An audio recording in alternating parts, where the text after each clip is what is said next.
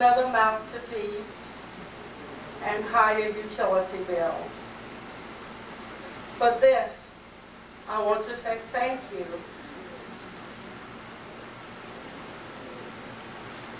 After a few months, I found a job.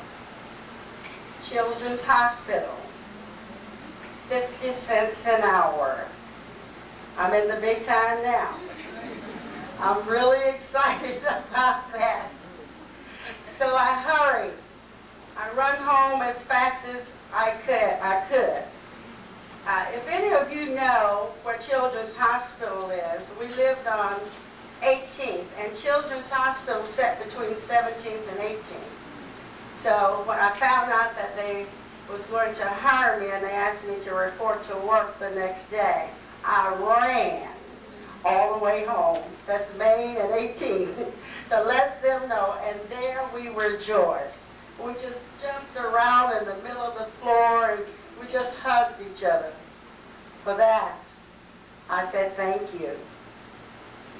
So now, knowing that I've got a couple of paychecks, and I'm thinking, gee, they helped me so much, it's about time for me to do something for myself. So I went to Uncle Lewis and I asked him if I could move out on my own. And he said, no, Linus, it's too dangerous. Now, boy, I'm just trying to get out of the way. You know, I'm trying to get this extra mouth out of the house. But then, that's when I knew they really, really loved me. Then I asked him if I could have a car. And he said, no, Bunnies, you don't make a 50 cents an hour, you don't make enough money. Well, these two people has been pretty good in my life, and I was brought up to respect. You know how it was back then. You must respect people that are older than you, or if they told your parents, you get another whipping. So I respected their decision. Not to have the car, not to do all of those things that I asked him. Well, he said it, so it must have been right. For that, Uncle Lewis, I said thank you. Those are all of the hard things I always went to Uncle Lewis for, because I always knew I had a Lillian in my hip pocket. So I went to him for the hard things. But, hey Lillian, I do remember all of those intimate conversations that we shared, those that we shared looking out the window at the rain, and those that I will never, never forget. I remember once I wanted to go to a dinner party, and I didn't have the right dress to wear. I just couldn't find anything to wear. And this was a big thing for me, you know. I call you to the side, come here, I want to talk to you. You always had time to talk to me. So you came and we sit in that one chair and looked out the window, you know. And you looked up at me and you say, Lola, I've got something for you. And you went in your closet and you got one of your best dresses and you say, try it on. And I tried it on and you said, turn around. And you know that's right. That's what you told me. I turned around and you say, it's yours. It looks so good on you, you can have it. Oh, and Lillian, I was so happy. I kept that dress up until about 4 years ago when I grew out of it. I want to say thank you for that. Thanks again. I said thanks for caring. Thanks for sharing. Thanks for guiding and for shaping the lifestyle I now share with my own family. As long as I live, by the grace of God, I will do everything in my power to make your life as fulfilling as you've made mine.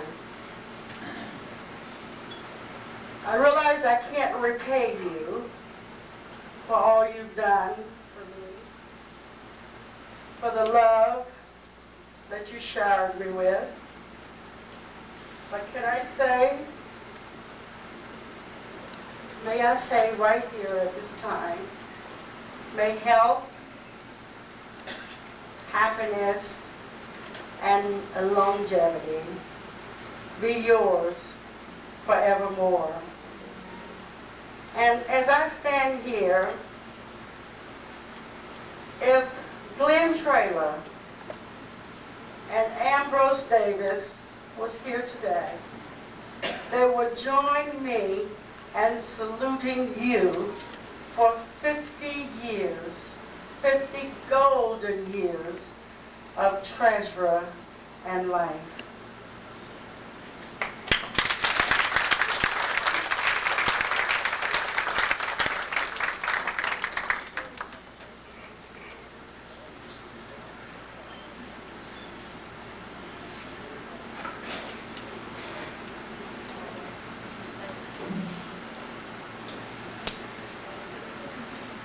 Married for 50 years. You must be kidding me.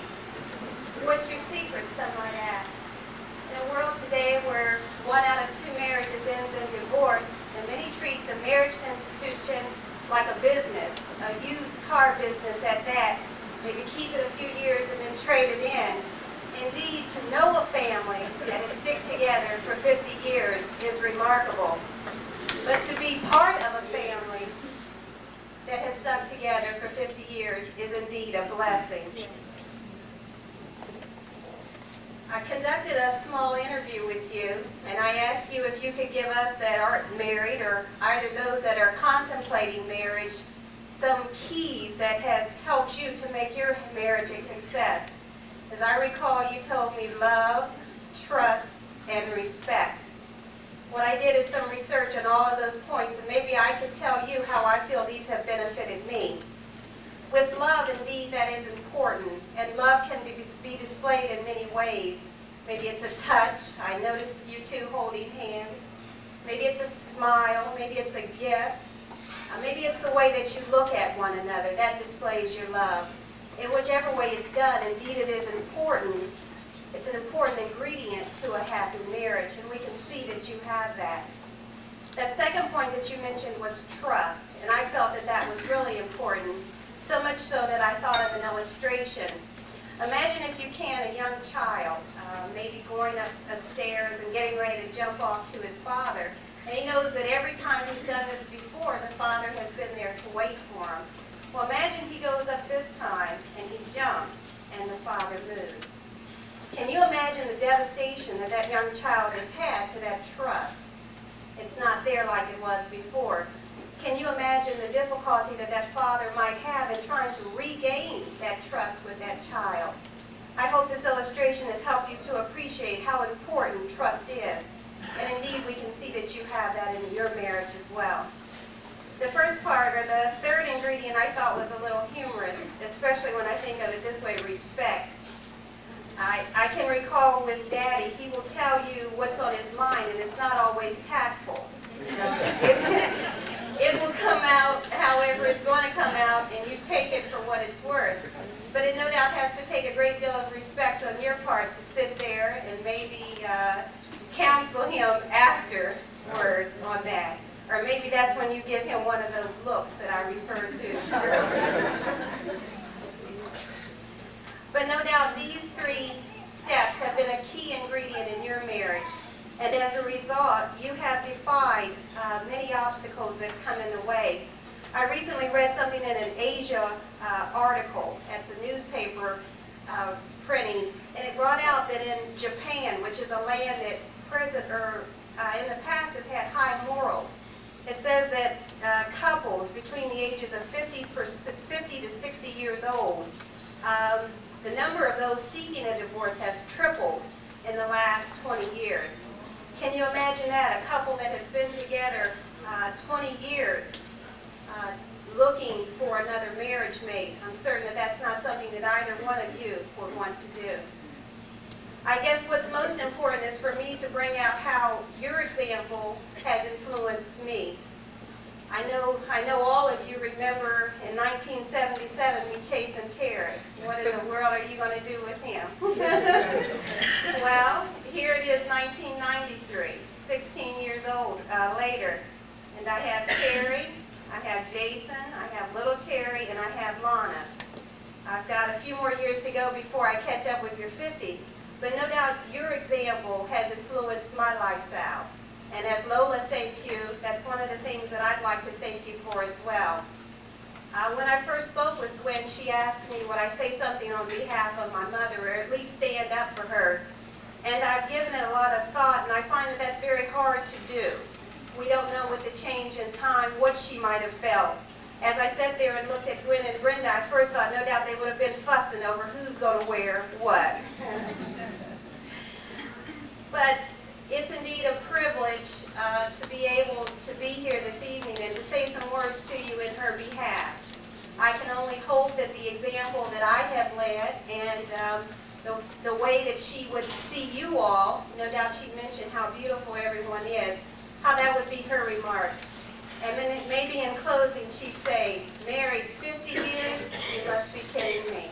So for everything that you have done for me, regardless of how much we talk on the phone or how much we're together physically, your example has molded my life. It has allowed me to seek God first in my marriage and with my children. And for that foundation that you've given me, I thank you both.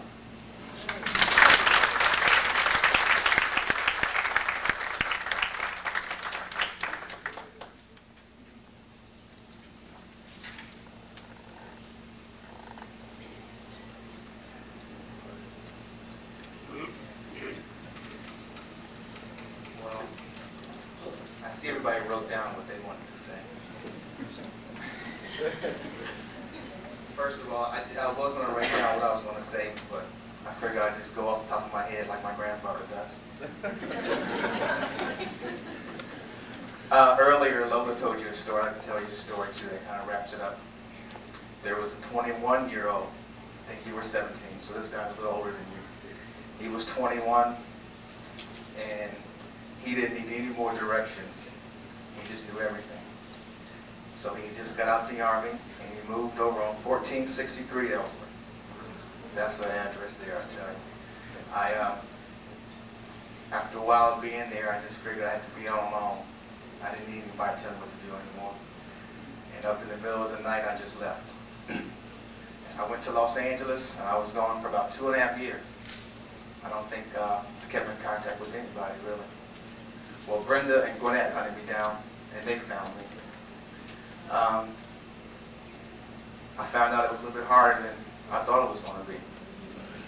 And I had the nerve to come back to 1463 Ellsworth on Christmas Eve of 1987.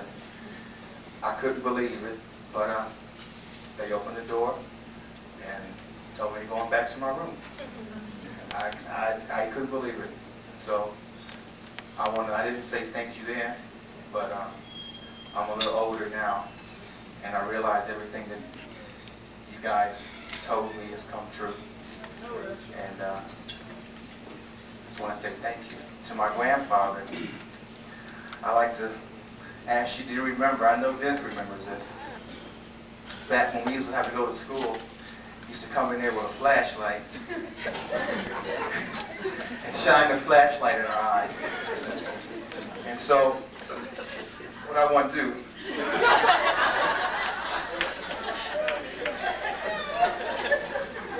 I never understood why you just didn't turn the light on if you wanted us to get up. And I used to think that maybe you didn't want to wake Mom up, but she already would be up. And I used to ask Dennis, why does he shine that flashlight in her eyes to wake us up? And to this day, I still don't know. So on this 50th anniversary, I want to wish you another 50 years. And please tell me, why did you shine this flashlight in her eyes early in the morning? And I'm really glad that I now understand why you did, because I'm not on my own now, and I know I have to get up. I got to pay bills. I don't have anybody. I'm the only grandson, I think, that's not married or have kids. But if I ever do get married, I hope I can be like my grandfather. He supported his family, he has a house, and he's taking care of everybody, and that's the real mark of a man. My biological father hasn't always been around, but mom and daddy's always been there, and I always love you for that. Thanks.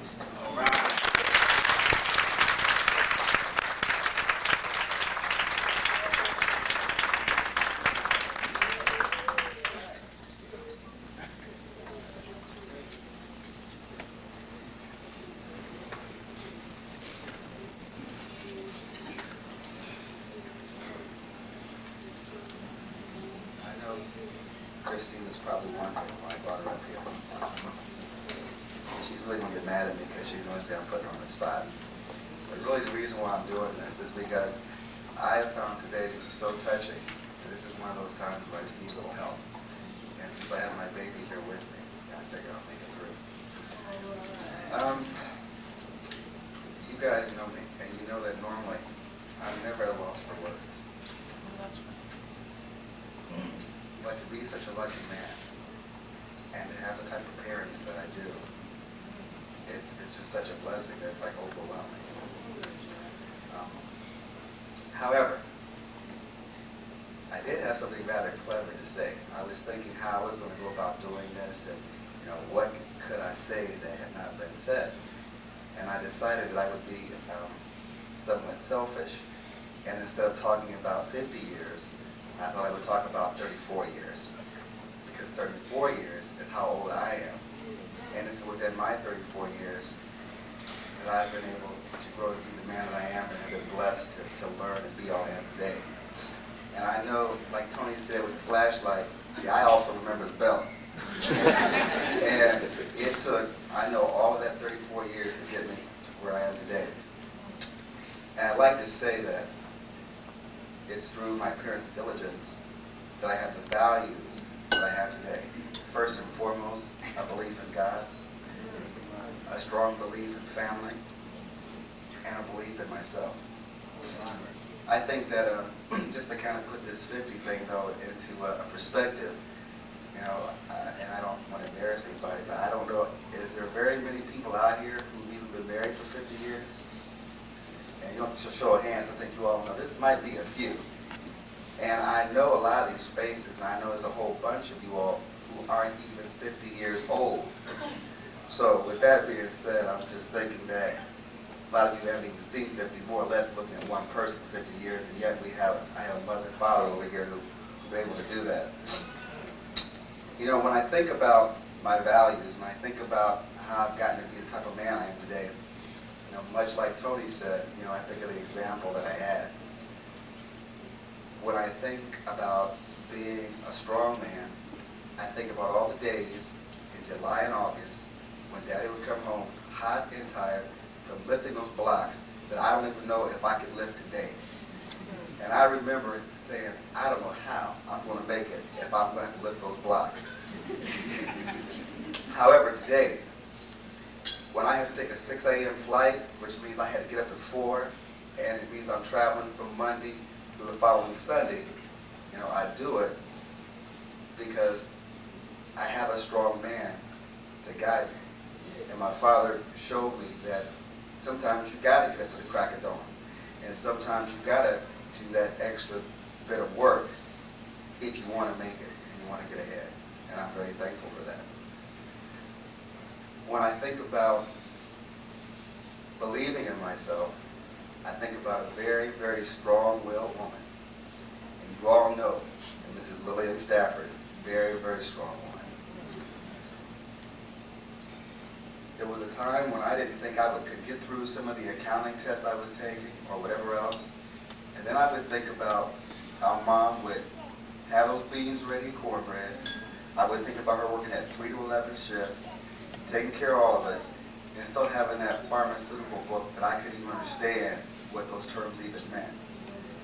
And when I would remember those things, it would allow me to make one more pot of coffee instead of 1 more hour to do some more of this stuff so I can make it through. And I think probably the most important thing I've been given, though, is a real belief in God. I think there's a big difference between people who may go to church and walk out at the end of that day, and those people who remember to temper their anger when somebody cuts in front of them. Or those people who may go to church and say everything is good and I'm going to try to follow the letter of God's word, but then later find that they're not very accepting of other people who are like them. In our household, we were very, very blessed to have parents who would practice what they preach. Everybody spoke so eloquently, and I'm not going to do a whole 5 minutes because all I can do, just do what I'm doing right now. But I guess in closing, I just would like to say that it's very obvious how special my parents are, because I look out here and I think about how special you all are. I just want to say thank you.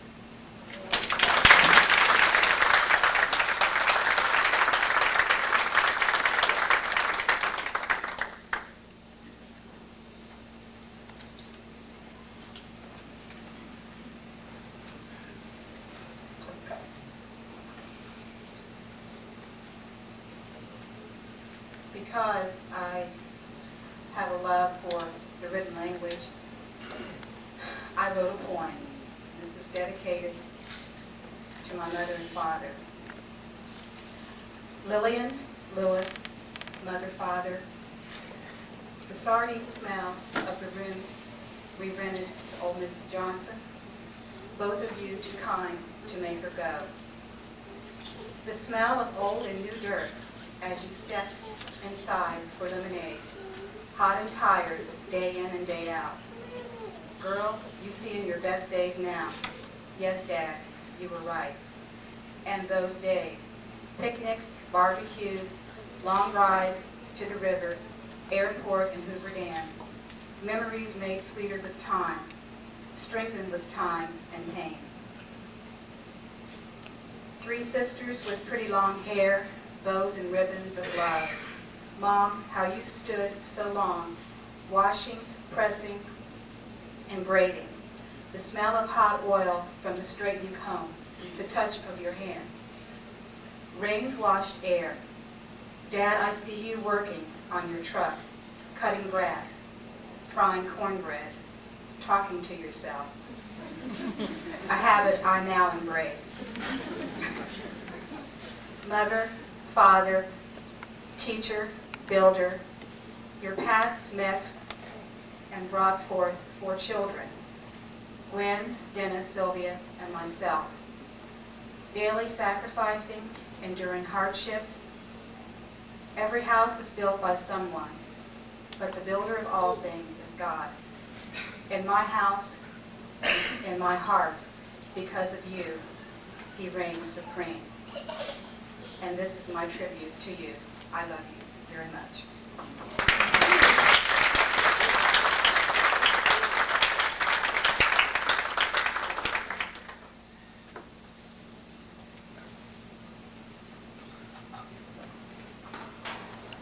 I think it's only fitting that I be the anchor on this ship, because my mom and my dad have been so close to me, and closer than anyone within the last couple of years.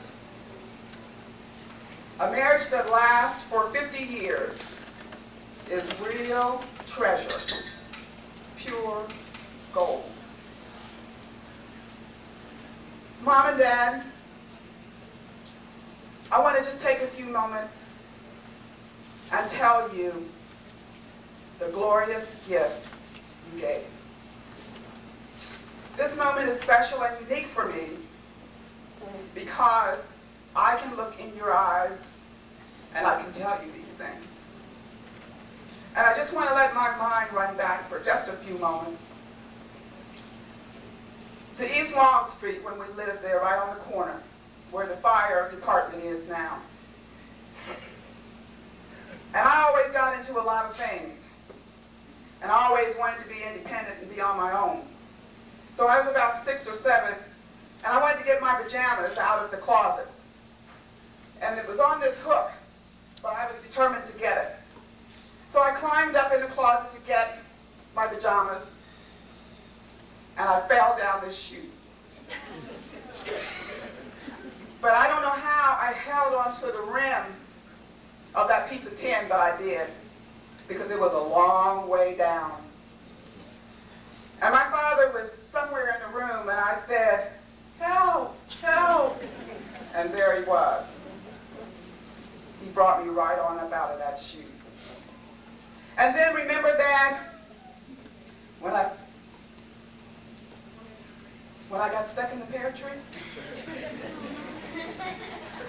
We had this big pear tree in the back of our yard. And as usual, I was always doing something. So I was in the back climbing the tree, and I went as high as I could go. But I couldn't get down.